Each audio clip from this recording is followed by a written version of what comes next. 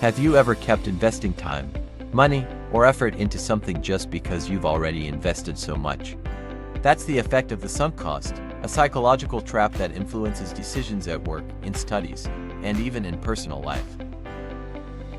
In this video, we'll explore the concept, share practical examples, and give tips to avoid falling into this common mistake.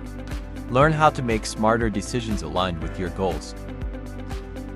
As explained in the previous video, there are several types of optimizers, but they all have one thing in common. They analyze the options and choose the best one. That's what it means to be an optimizing individual. Our lesson today will be about sunk costs. Sunk cost is a term that refers to expenses that have already been incurred, also known as the sunk cost or sunk cost fallacy. For example, let's treat companies as if they were a single individual.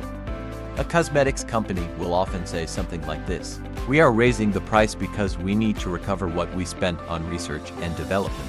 But that's not true. When the company had the product and decided on its price, the money spent on research and development had already been considered a sunk cost. And yes, sunk costs do matter, but only before they become sunk. Before investing in research and development, companies consider a variety of costs and benefits, including those research expenses and the expected profits. But once considered, sunk costs no longer influence pricing decisions. What really affects product prices is, companies can perform a marginal analysis to make pricing decisions. In other words, they know that if they increase the price too much, they may lose customers. Higher prices do not always mean higher profits. Now you understand the basics of how companies think about pricing their products. Of course, they take many other factors into account when calculating sunk costs, but let's bring this idea to your situation.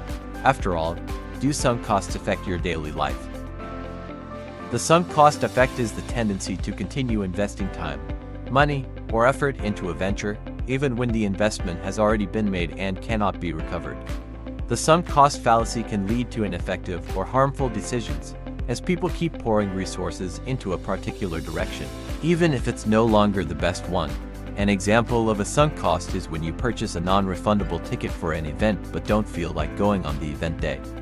You might choose to attend the event even though the benefit doesn't outweigh the additional travel costs, for instance. To make clear and rational decisions, it's important to recognize that money already spent is irrelevant to what comes next. But that's enough for today. If you watched the video this far, leave a like. It's not a sunk cost for you. See you next time.